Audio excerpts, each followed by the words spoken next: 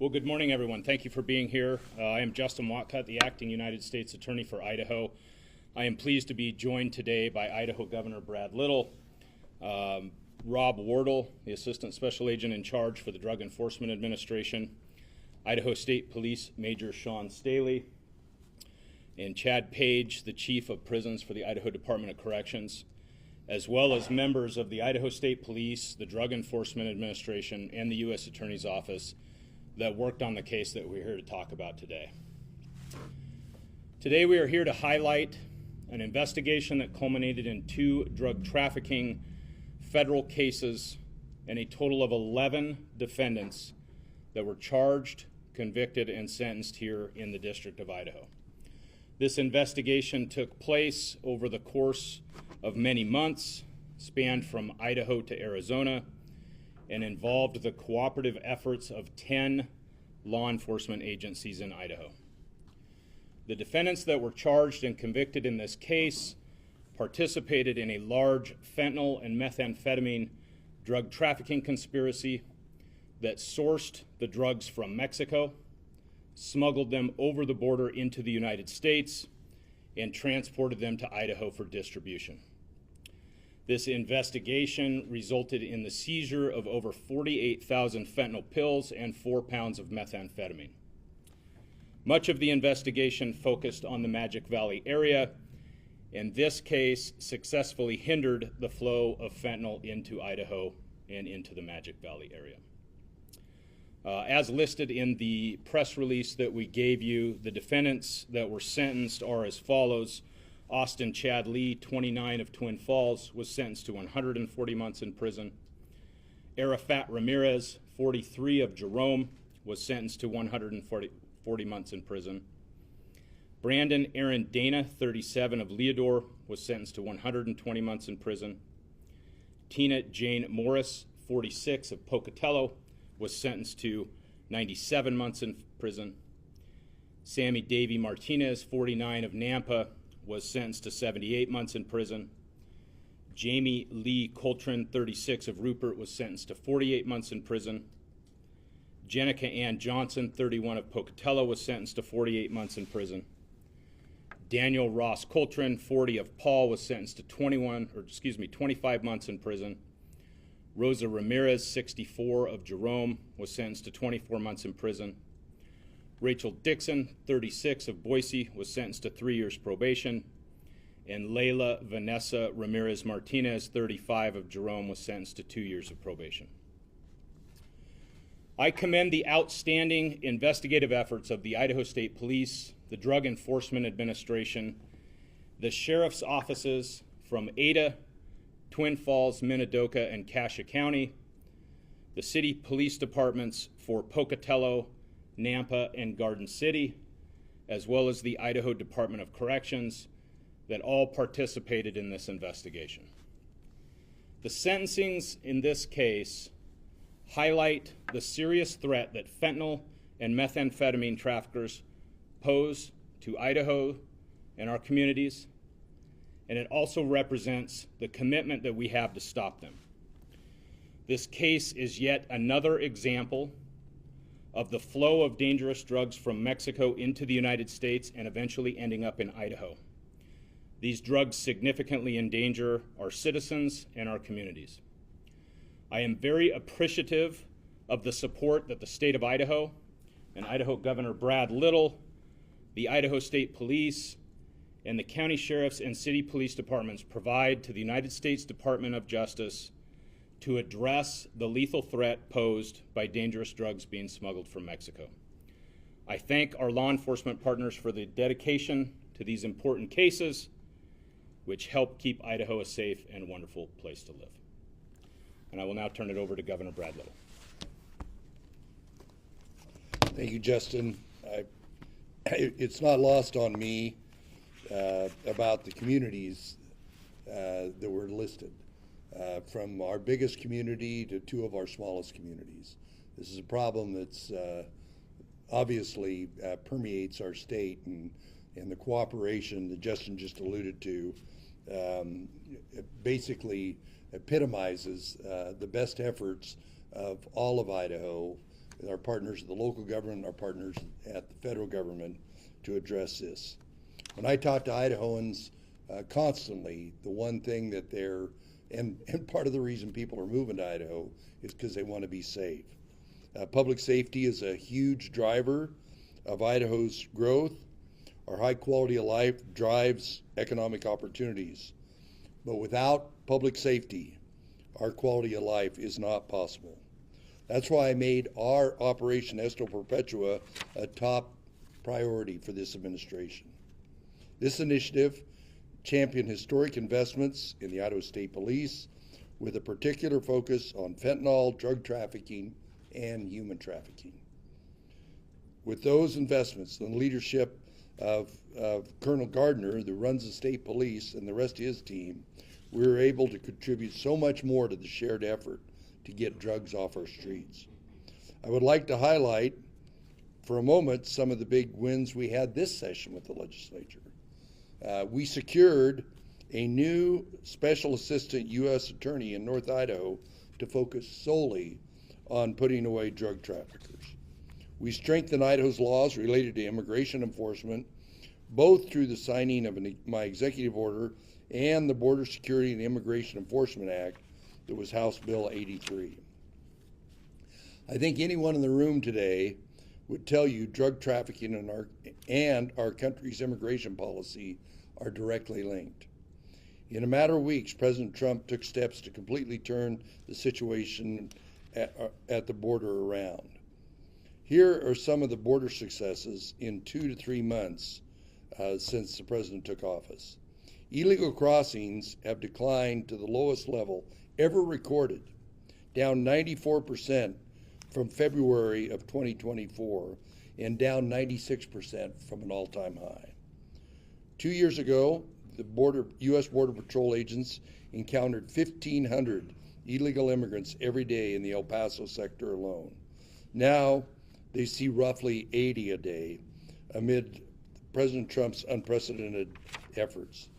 The Department of Homeland Security announced that arrests of criminal illegal immigrants have doubled. President Trump declared a national emergency at the border and deployed the military to secure our nation. Illegal immigrants are flat out just turning around in droves amid the crackdown. These changes will be felt at the local level with fewer drugs on our streets. Our law enforcement partners from the federal level to the local level work closely with the Idaho State Police to keep our people safe. I want to congratulate everyone in the room for reaching this pivotal moment. Today's news doesn't just keep us on track to protect southern Idaho, it keeps us on track to protect the entirety of the state of Idaho. Thank you very much. Now turn it over to ASAC Rob Wardle for comments from the DEA. Good morning, everyone. First of all, I'd like to thank our state and local partners, as well as U.S. Attorney's Office, on this for our cooperation in this case, as well as to congratulate everybody who participated in this investigation congratulate them on a job well done. During this investigation, teamwork was paramount. The cooperation that we receive in Idaho with our state and local, as well as our other federal counterparts here, is amazing. We know that we work better as a team, and the amount of resources and manpower that we can bring to an investigation as a team is the only way you can do a case of this magnitude. During this investigation, there was nearly 50,000 fentanyl pills that were seized, any one of which could have contained a lethal dose. And by getting this off the street, I'm sure we have prevented possible overdoses or deaths. Additionally, with the folks that were arrested and the seriousness of their sentencing, it's clear that Idaho and the U.S. Attorney's Office is serious about taking these people off the streets and giving them significant sentences. DEA intends to continue our cooperation with the state and locals to identify and to target additional traffickers as we do every day.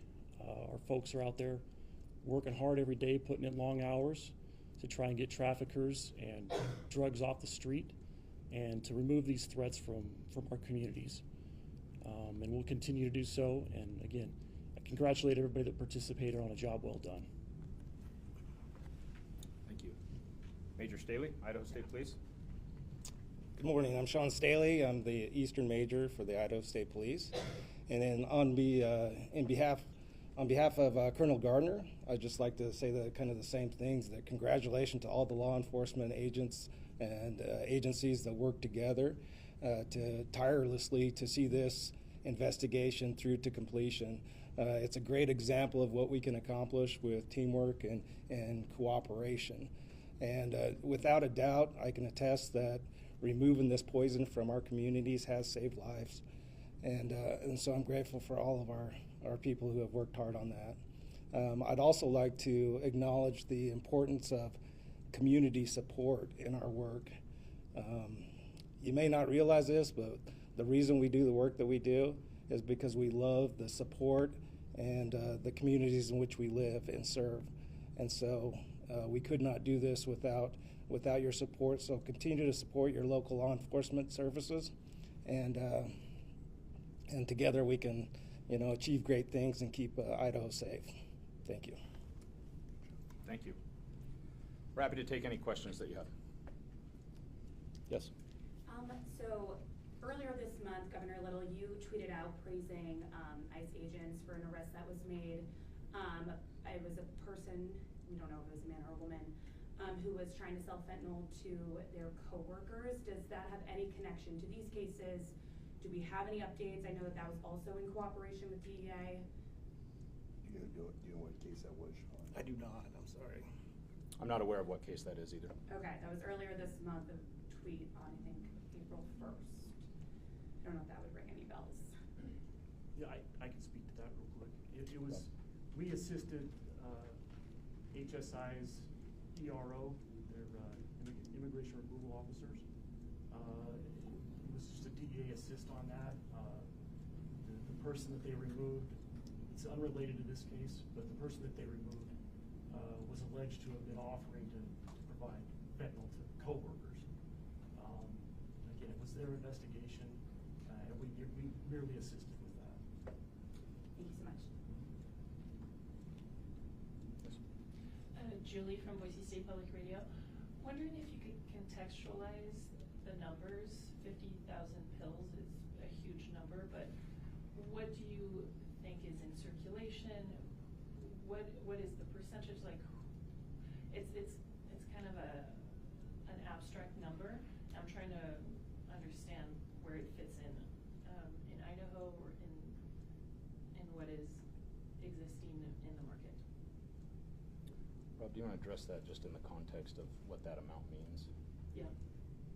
The amount is. Do you want him to come over so you can all pick that up? I'm the audio visual guy. I can't speak directly to your question about what nationally. I can tell you the 50,000 pills is essentially that they're made in Mexico, they're smuggled into the U.S., and the 50,000 pills would each represent an individual dose. But again, they're not pharmaceutical pills, so one dose might be the dose you're looking for as a user. One dose might kill you. I'm not sure the total quantity coming into Idaho, but for this specific case, I can tell you each pill would represent an intended individual dose. And I can maybe follow up one thing on that. At the U.S. Attorney's Office, we handle a lot of fentanyl cases. And we do see a significant amount of pills. When you talk about 48,000 pills, one pill can kill a person. So 48,000 pills being flooded into our community is a significant community threat. So this is a large amount of pills. We do see cases with large amounts of pills, and that's why we expend so many resources trying to address fentanyl trafficking because of the danger that it poses.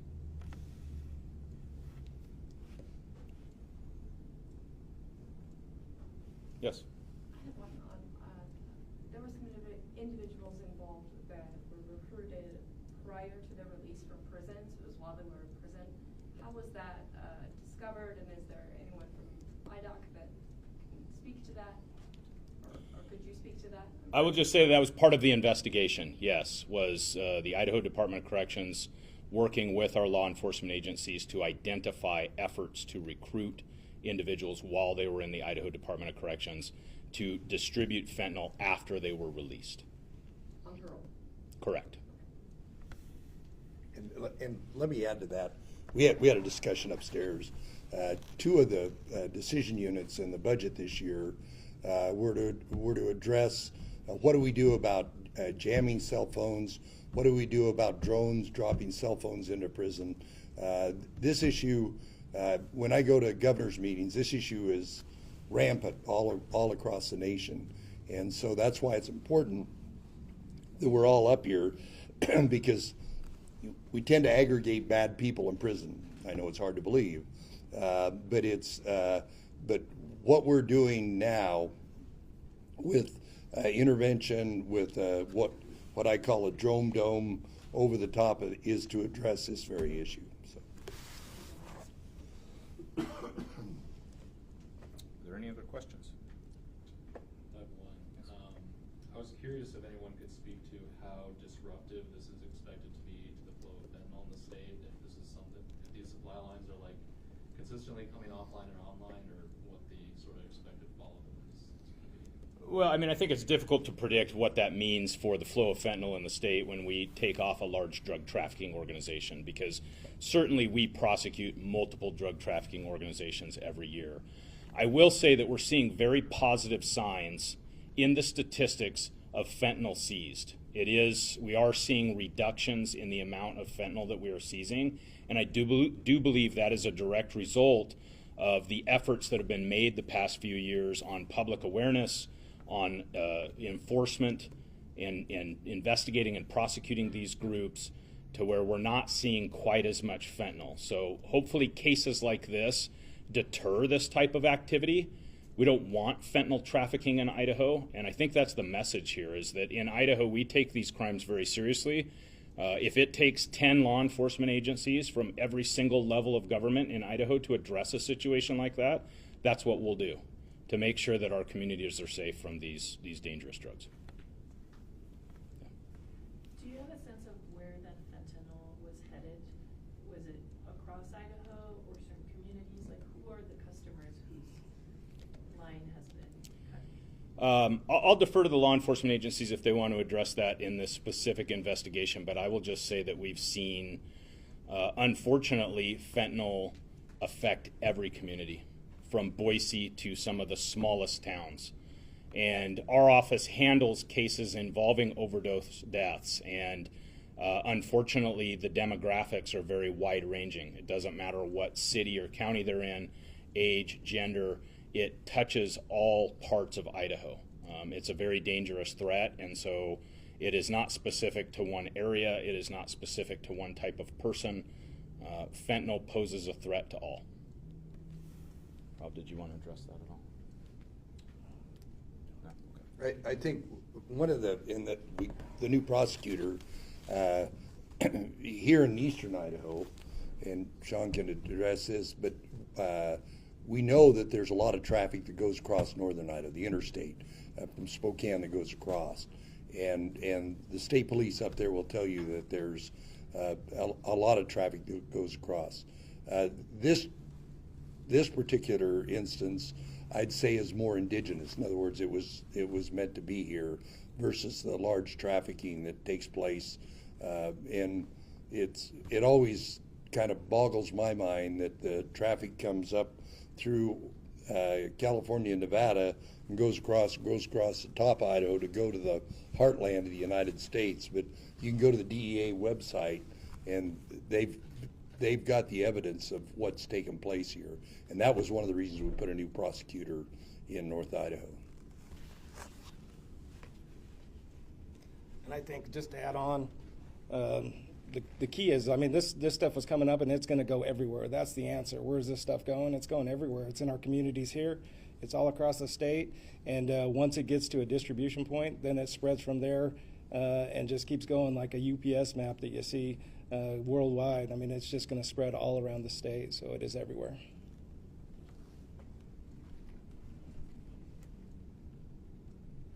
I got one more. I was curious if someone could speak a little bit to the prosecutorial timeline. Just I understand Lee was tipped off in early 2023, and I wanted to get an idea of when he ended up in custody and how long it was before he was sentenced, and that relative to other similar cases. Yeah, I mean, these cases take some time as far as investigation and prosecution then to go through the system. The indictments were filed in 2023. We had defendants being sentenced back in 2024. We're having this press conference now because the final defendant was finally sentenced. Some cases take a little bit longer to run through than others, but as far as the time frame goes, this is pretty typical of a large-scale drug trafficking 11 defendant conspiracy case.